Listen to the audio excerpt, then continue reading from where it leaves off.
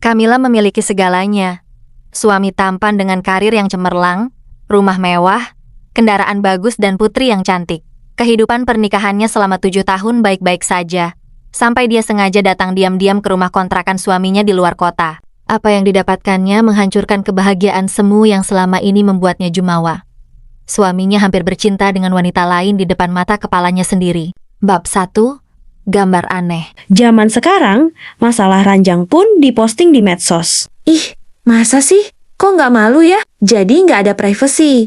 Persis seperti perselingkuhan, malah diumbar di medsos. Kamila melirik 2 wali murid yang sibuk bergosip, salah satunya menunjukkan layar ponsel dengan antusias. Dia sama sekali tidak tertarik. Kedatangannya ke sekolah TK anaknya adalah untuk menjemput. Karena sebentar lagi waktunya pulang sekolah. Dia tidak terlalu dekat dengan wali murid lain. Kecuali dengan 2 orang yang sibuk bergosip itu. Mil, kamu nggak curiga suamimu macam-macam? Arin, wali murid yang juga tetangga Kamila, menatap Kamila dengan sorot mata penasaran. Ah, menikah itu harus saling percaya. Dalam agama, nggak boleh terus mencurigai pasangan biar pernikahan langgeng. Sahut Dewi, sahabat Kamila sejak SMA. Arin mencibir. Aku dan mantan suamiku dulu juga saling percaya. Malah, kami serumah. Nggak LDM seperti Kamila, tapi tetap saja. Dia selingkuh dengan teman kerjanya di pabrik. Kamila tersenyum. Ya, moga-moga aja suamiku nggak macam-macam. Lagian dia paham agama. Pasti bisa menjaga diri dan ngerti kalau zina itu dosa besar. Arin berdecak, lalu mengibaskan tangan. Zaman sekarang nggak usah terlalu naif. Justru yang paham agama, biasanya yang paling gampang selingkuh. Kalau ketahuan, bilang aja udah nikah siri. Macam selebriti yang lagi rame kasusnya itu loh, yang merebut suami orang. Kamila memperhatikan penampilan Arin. Janda anak satu itu memang kurang memperhatikan penampilan. Datang ke sekolah saja hanya memakai daster dan tidak ada riasan apa-apa di wajah. Dalam hati, Kamila membatin. Pantas saja mantan suaminya selingkuh. Penampilan Arin memang kurang menarik. Berbeda dengan Kamila yang selalu on point dalam berpenampilan, dia rutin melakukan perawatan wajah dan tubuh demi suaminya. Dia juga pintar memilih outfit yang membuatnya terlihat selalu stylish. Udah, ngeri aku kalau membahas soal perselingkuhan. Salah Dewi dengan wajah kurang suka. Nih ya, aku kasih tahu, laki-laki itu akan menggunakan alasan sekecil apapun untuk selingkuh. Nggak peduli kamu secantik apa, sepintar apa, bahkan meskipun kamu sudah pro di atas ranjang, mereka tetap punya alasan untuk selingkuh. Tutur Arin menggebu-gebu. Kamila menatap layar ponselnya yang menampilkan satu pesan dari Putra, suaminya. Bibirnya menyunggingkan senyum. Pria itu selalu menyempatkan diri untuk membalas pesannya. Apalagi jika itu menyangkut Fiona, putri mereka. Oke, baru juga anak satu, masih seneng-seneng. Tunggu saja. Saat suamimu kecantol janda di sana, kenapa kamu dan anakmu nggak ikut pindah saja? Laki-laki itu harus diawasi, biar nggak jelalatan. Komentar Arin lagi. Kamila tidak mempedulikan ocehan Arin. Dia sempat membaca notifikasi pesan dari Putra di layar ponsel. Aku lagi nggak di rumah sayang. Kamu masuk aja. Kunci. Ibu jarinya menggeser layar ponsel ke atas, lalu masuk ke aplikasi pesan berwarna hijau. Keningnya berkerut saat mendapati bahwa pesan dari Putra tiba-tiba saja dihapus. Padahal Kamila belum sempat membaca seluruh isi pesannya. Dengan cepat, dia mengetik balasan. Hatinya merasa tak nyaman. Kenapa dihapus? Beberapa detik kemudian, balasan dari Putra masuk. Maaf salah kirim dek. Tadi teman mas pinjam HP mau ngirim pesan ke pacarnya. Kamila langsung percaya. Suaminya memilih untuk kos begitu dipindah tugaskan ke Surabaya, dengan alasan uangnya untuk membangun rumah di kampung mereka. Bagaimana Kamila tidak semakin mencintai sang suami? Mereka sekarang memiliki rumah sendiri yang begitu nyaman. Kamila tidak perlu tinggal serumah dengan mertuanya, meskipun ibu mertuanya baik. Mil, coba sekali-sekali datangi kos suamimu. Nggak usah ngomong, biar jadi kejutan. Biar kamu lega, nanti jangan-jangan seperti mantanku yang mampir ke rumah gundiknya. Kamila menghela nafas panjang dan semakin jengah dengan topik obrolan yang terus dibahas oleh Arin. Dia melirik Dewi yang terlihat begitu serius menyimak sambil sesekali mengangguk-angguk. Dewi adalah istri dari seorang guru PNS yang ditugaskan di kecamatan tetangga. Seperti dirinya, Dewi juga sangat percaya pada suaminya. Setiap hari, suami Dewi selalu pulang tepat waktu dan tidak pernah neko-neko. Nggak semua orang seperti mantan suami kamu, Rin. Buktinya, suamiku dan suami Dewi setia. Ucap Kamila saat anak-anak mulai berlarian keluar kelas sambil membawa tas. Beberapa ada yang menjinjing sepatu. Arin sempat menanggapi. Tapi Kamila lebih memilih untuk mengabaikan. Dia fokus mencari-cari keberadaan Fiona yang tidak ada di antara para siswa. Mama Fiona, Kamila menoleh. Seorang wali murid mendekatinya sambil menggandeng seorang anak perempuan, sepertinya dari kelas TKA. Ya, ada apa, Ma? Dipanggil Bu Eka, disuruh ke kantor.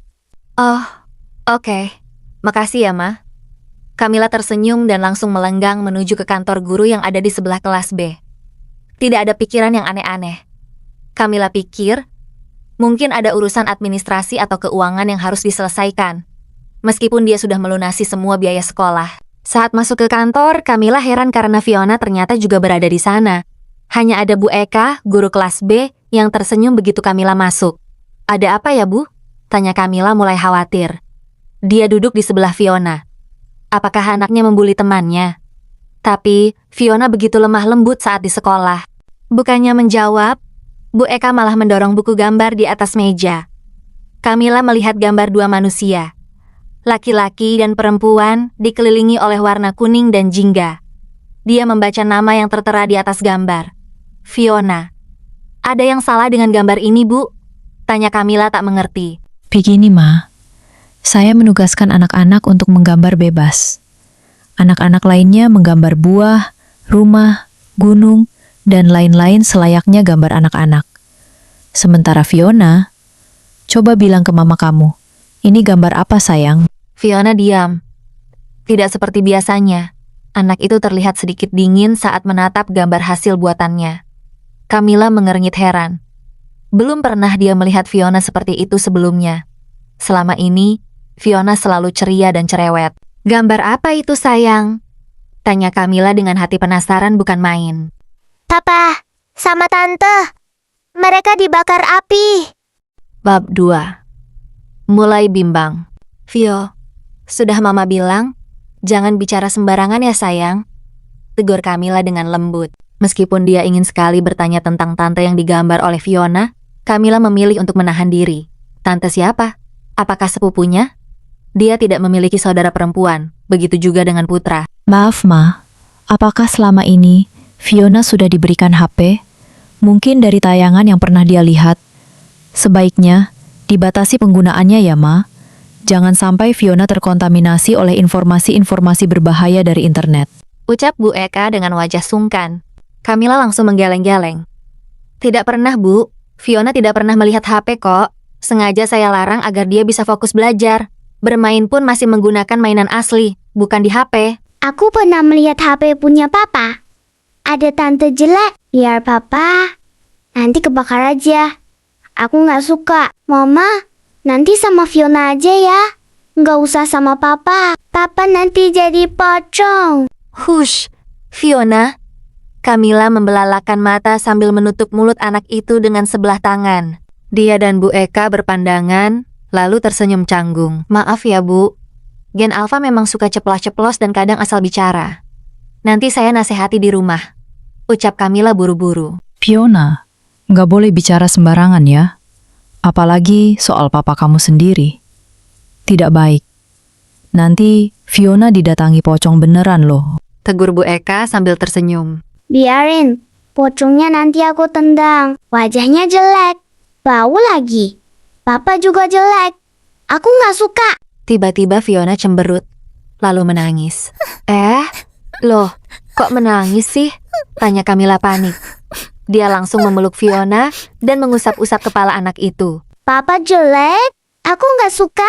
Mama, nanti papa jangan boleh pulang ya. Papa jelek. Tangisan Fiona semakin kencang. Bu Eka panik, karena guru lainnya mulai masuk. Ya sudah, silakan pulang, Ma.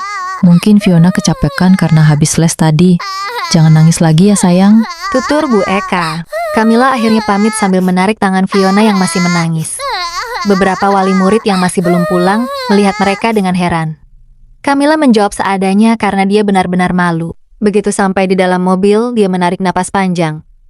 Ingin sekali marah, namun tidak tega.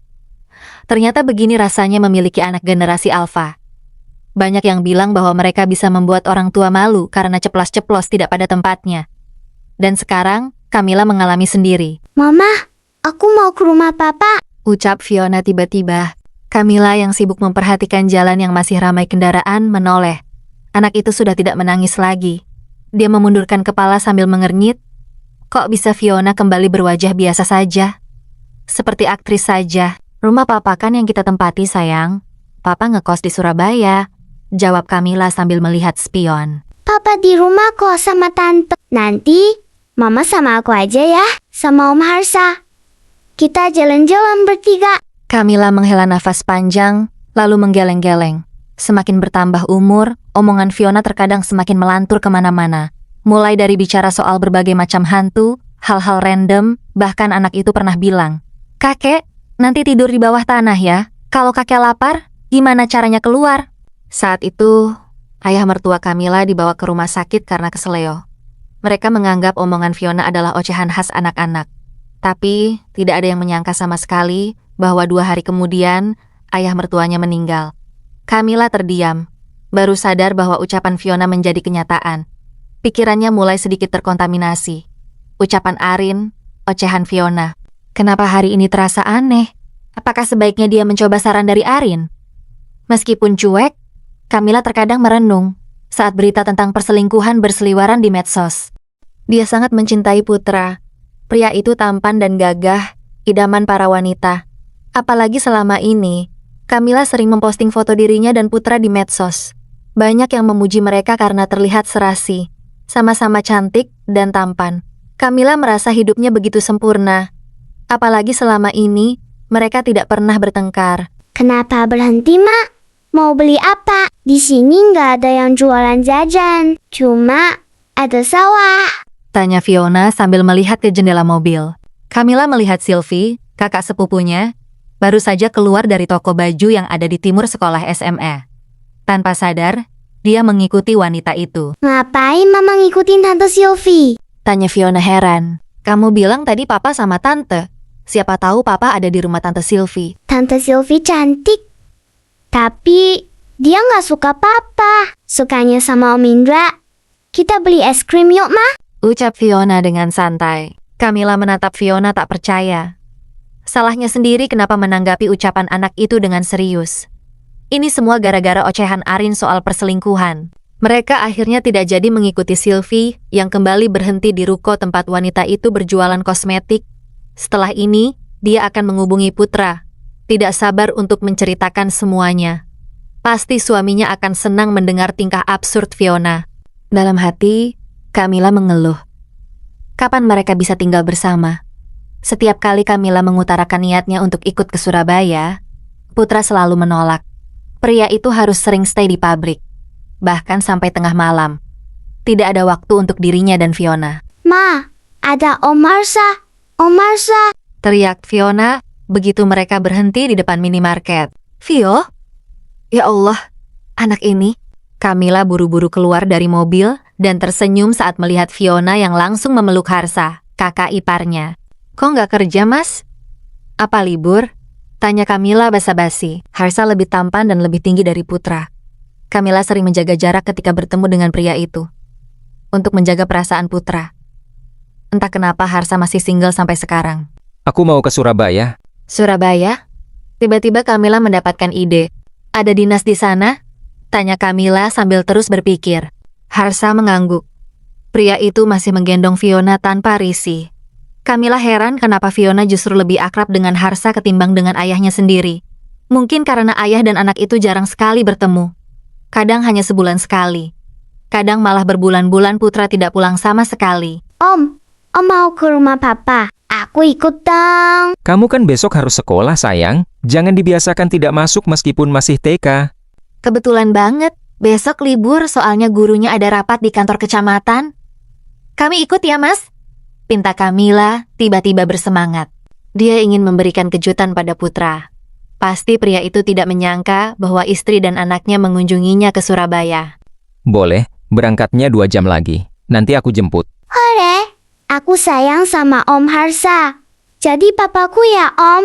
Vio, Kamu masih punya papa, nak? Bab 3. Kejutan yang gagal. Hujan turun di sepanjang perjalanan saat mobil Harsa memasuki jalan tol. Camilla duduk di belakang, sedangkan Fiona duduk di depan. Anak itu selalu bersemangat jika sudah bertemu dengan Harsa. Berbeda sekali saat bertemu dengan ayahnya. Banyak orang yang mengira bahwa Fiona adalah anak Harsa karena kedekatan hubungan mereka. Camilla sendiri tidak mempermasalahkan hal itu.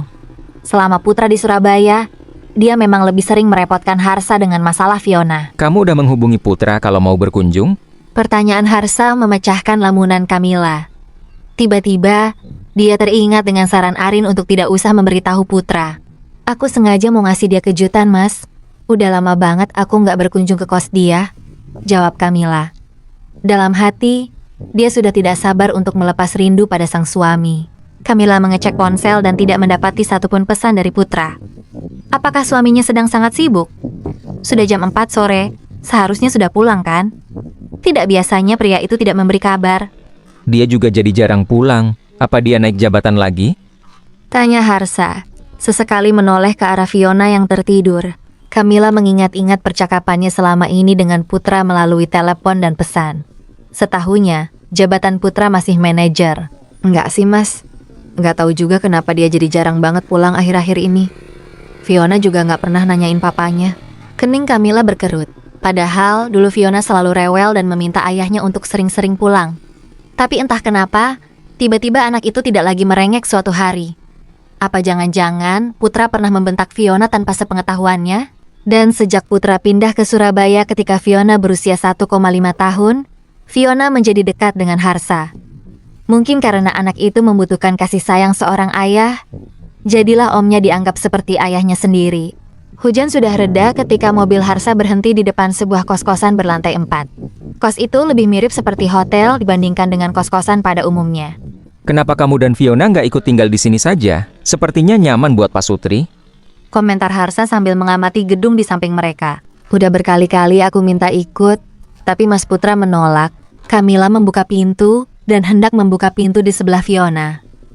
Tapi Harsa melarang. Pria itu menggendong Fiona tanpa canggung. Nanti langsung tidurkan dia di ranjang aja, Mas.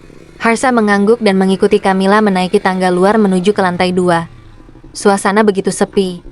Apa Putra belum pulang? Sudah jam 5 sore. Kemana pria itu? Apa masih lembur ya? Tapi dia nggak ngasih kabar apa-apa kalau lembur. Gumam Camilla sambil menatap pintu kamar Putra yang tertutup rapat. Masih di luar kali, nyari makan atau lembur di kantor. Entah kenapa perasaan Camilla tidak enak, seperti gelisah dan tak nyaman di perut. Apakah terjadi sesuatu pada suaminya? Dia memutuskan untuk menelpon Putra. Ya, Dek, ada apa? Kening Camilla berkerut, Putra terdengar seperti kelelahan. Kamu lembur ya, Mas? Kok terengah-engah gitu kayak habis lari-lari? Hah? Itu... Putra terdengar seperti berjalan dengan cepat. Aku habis lari-lari angkatin jemuran. Baru aja pulang ke kosan, hujan turun. Ya udah, aku lari. Tubuh Camilla mematung. Dia menatap pintu di depannya yang masih tertutup rapat. Mengikuti insting, tangannya memegang gagang pintu dan memutarnya ke bawah. Lalu mendorong pintu. Terkunci. Oh, di sana lagi hujan ya? Di sini panas. Tapi jemuran kamu aman kan? Camilla menjaga suaranya agar tetap stabil, meski jantungnya mulai berdegup kencang. Aman, cuma kena cipratan air dikit aja kok. Aku mau mandi dulu ya, nggak enak masih keringetan. Ah, iya. Dan sambungan langsung terputus begitu saja. Camilla tertegun sambil menatap pintu kayu dengan pandangan kosong. Kos mana yang dimaksud oleh Putra? Sedangkan kos yang saat ini dikunjungi oleh Camilla menggunakan laundry seminggu sekali. Dia pindah kos, kenapa nggak bilang ke kamu? Camilla terlonjak kaget.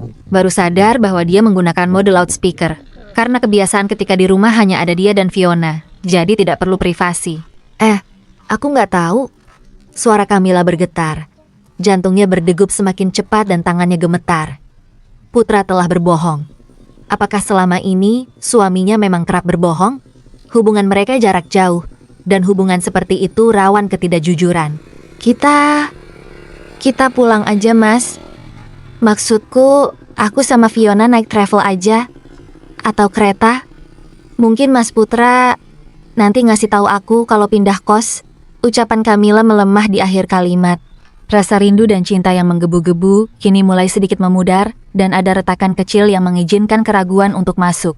Ucapan Arin terus terngiang-ngiang di benaknya.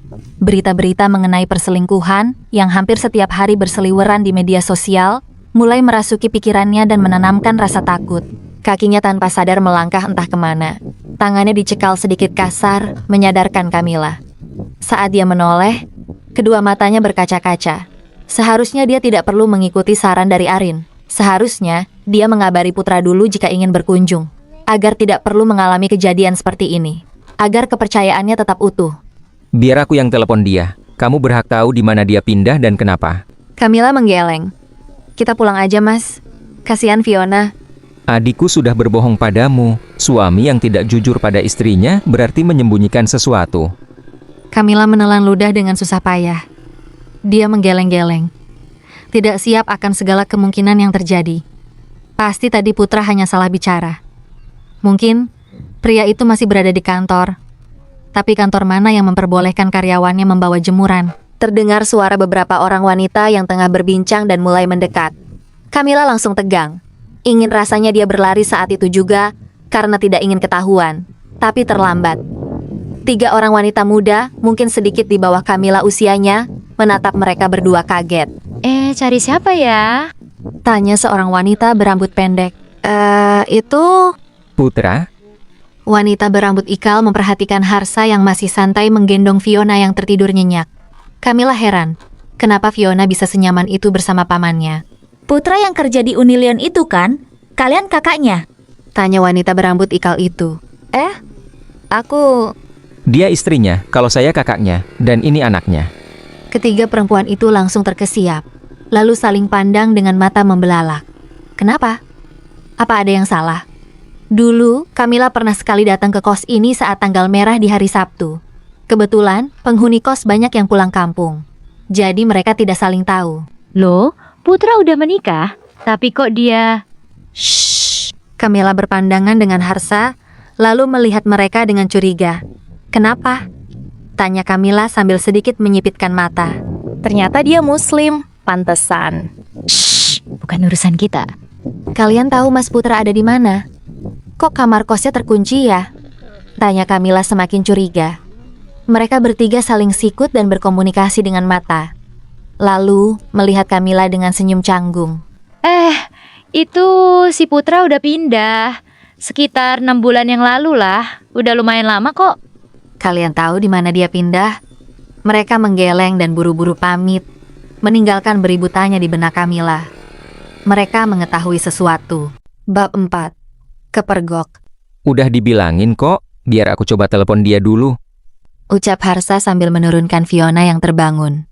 Enggak usahlah Mas, biar kami pulang naik travel. Mas lanjutin aja kerjaan di sini. Entah kenapa Kamila benar-benar enggan. Meskipun dia penasaran setengah mati. Dia bimbang. Apakah harus mengikuti insting atau mengabaikannya demi keutuhan rumah tangganya? Kata orang, keingintahuan itu bisa membunuhmu. Tutup mata dan telinga dengan tingkah suami di luar sana, asalkan suami masih terus menafkahi. Tapi, apakah rumah tangga harus seperti itu? Katanya mau ketemu papa. Kok malah pulang lagi sih, Ma? Protes Fiona sambil mengucek-ucek mata. Papa sibuk sayang, nggak bisa diganggu. Kita pulang aja ya. Habis ini nyari makan gimana? Bujuk Kamila. Fiona berdecak. Punya papa kayak nggak punya papa. Sibuk mulu. Padahal udah mau malam. Pabriknya apa nggak bisa ditinggal sih, Ma? Padahal kalau papa pulang, pabriknya nggak akan bangkrut. Kamila meringis mendengar ucapan putrinya yang ceplas-ceplos. Dia heran, kenapa anak TK zaman sekarang pintar sekali berbicara. Nggak diangkat, kemana sih dia? Gerutu Harsa dengan wajah kesal. Terdengar langkah kaki terburu-buru ketika Kamila menyuruh Fiona untuk masuk ke dalam mobil. Mbak, tunggu sebentar. Kamila dan Harsa sontak menoleh. Seorang wanita berjilbab dan berkacamata, salah satu dari 3 wanita yang tadi menemui mereka, mendekati Kamila dengan nafas terengah-engah. Ada apa ya, Mbak? Tanya Kamila heran. Saya tahu di mana Putra pindah. Tapi, apa nggak apa-apa kalau anak Mbak mendengar ucapan saya nanti? Kamila menoleh ke arah Harsa, lalu kembali melihat wanita itu. Apa ada yang serius? Wanita itu menggigit bibir bawahnya. Terlihat tidak enak. Anggap saja saya sedang membantu sesama wanita. Apalagi kita saudara sesama muslim. Kamila menyiapkan hati akan kemungkinan terburuk setelah selesai makan dan sholat di masjid terdekat. Rina, wanita berhijab yang dulunya adalah tetangga kos Putra, mengotak-atik ponselnya. Sambil menunggu apa yang akan ditunjukkan oleh wanita itu, Kamila melihat Fiona yang sibuk menonton film kartun di ponsel Harsa agar tidak mendengar pembicaraan orang-orang dewasa. Ini dia. Mereka udah lama menjadi pasangan kekasih. Kebetulan aku dan Putra menyewa kos di bulan yang sama. Jadi aku tahu bagaimana dia selama di kosan. Kamila melihat sebuah foto yang berisi seluruh penghuni kos yang sedang makan-makan bersama di teras lantai 2. Jantung Kamila seperti berhenti berdetak saat melihat suaminya sedang menyuapi seorang perempuan. Foto itu diambil pada malam hari dan dari atas, sehingga wajah-wajahnya tidak terlalu jelas. Tapi Kamila tentu sangat hafal dengan tubuh dan wajah suaminya. Dua orang itu terlihat sangat intim selayaknya pasangan kekasih. Ingin sekali Kamila menyangkal mati-matian bahwa bisa saja itu laki-laki yang mirip dengan suaminya. Tapi Rina bilang, yang bernama Putra di kos itu cuma satu. Sejak kapan? Suara Kamila bergetar. Dadanya terasa sesak karena degup jantung yang semakin kencang. 4 tahun yang lalu. Air mata Kamila mengalir tanpa bisa dicegah. Itu artinya, suaminya selingkuh 6 bulan setelah pindah ke Surabaya. Selama itu pula, suaminya tetap romantis dan perhatian. Sama sekali tidak menunjukkan adanya tanda-tanda yang mencurigakan. Tubuhnya mulai menggigil dan terasa panas. Tidak siap dengan informasi mengejutkan dan terlalu tiba-tiba. Dia sama sekali tidak menyangka bahwa apa yang dialami oleh Arin, kini dialaminya juga. Kami nggak tahu kalau dia sudah menikah. Dia mengaku masih single. Jadi ya, kami nggak mau ikut campur. Rina melongok ke depan. Belok kiri, Mas. Rumahnya yang ada pagarnya warna coklat. Harsa mengikuti arahan dari Rina sampai akhirnya mereka sampai di depan sebuah rumah minimalis. Kamila menelan ludah yang terasa pahit di tenggorokannya. Mereka sudah sejauh itu sampai tinggal bersama? Apakah mereka diam-diam sudah menikah siri? Gila ini si Putra. Kalau ibu tahu, bisa habis dia. Gumam Harsa dengan kening berkerut. Terlihat sekali tidak suka. Kamila langsung membuka pintu mobil di sampingnya. Sementara Harsa meminta Fiona untuk tetap di mobil. Sebelum Kamila keluar, Rina mencekal lengannya. Mbak, yang tabah ya. Semoga masalahnya cepat selesai. Maaf, saya nggak bisa ikut masuk. Ucap Rina dengan wajah iba. Kamila tersenyum. Meski dadanya terasa sangat sakit dan matanya masih mengeluarkan air mata. Kamu udah banyak membantu, Mbak. Makasih banyak. Tiba-tiba, Fiona menyeletuk. Ma, aku ikut ya. Mata Kamila langsung membelalak. Jangan, Nak. Kamu nggak boleh. Loh, Fiona. Iyuh, rumahnya jelek banget. Papa jadi miskin ya. Kamila panik. Dia tidak mau anaknya menyaksikan perselingkuhan papanya. Mbak, Hampir saja Kamila mengumpat, tapi masih dia tahan. Amarahnya semakin bertambah setiap detiknya setelah mengetahui bahwa suaminya selingkuh. Apalagi Mbak? Kamila menahan diri agar tidak meledak. Karena dia ingin sekali menghajar suami dan selingkuhannya saat itu juga. Rebecca itu non-muslim. Kamila menganga tak percaya. Tanpa menunggu lagi, dia melangkah dengan cepat menuju ke pintu rumah yang tertutup. Sempat dilihatnya Fiona mendekati pohon bougainville dan mencabuti bunga-bunganya. Sungguh, Kamila tidak ingin membuat keributan. Apalagi ada Fiona di sini. Dia sudah berencana untuk membicarakan masalah itu secara baik-baik. Tapi, fakta bahwa suaminya ternyata selama ini berzina padahal katanya paham agama, membuat amarah Kamila langsung meledak. Mengabaikan kesopanan, Kamila langsung mendorong pintu yang ternyata tidak dikunci. Suara pintu membentur dinding membuat dua sejoli yang tengah bermesraan di sofa ruang tamu begitu kaget.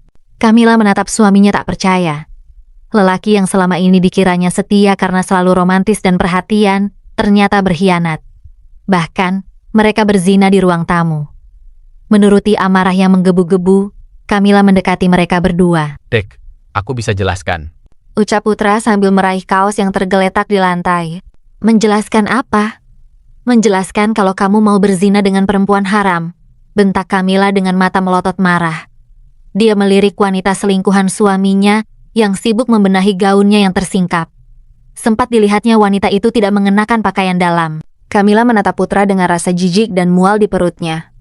Menjijikan sekali kamu, Mas. Dek, aku dan dia sudah menikah siri. Nggak usah bohong kamu. Camilla berjalan dengan cepat menghampiri wanita bernama Rebecca itu dan menarik kalung di lehernya sampai putus. Kalian tidak seagama, jadi nggak bisa menikah. Di agama dia, nggak ada nikah siri. Aku... Laki-laki Harsa langsung meninju wajah Putra begitu pria itu ikut masuk dan menyaksikan semuanya. Camilla kaget bukan main. Padahal, dia yang sebenarnya ingin meninju wajah Putra.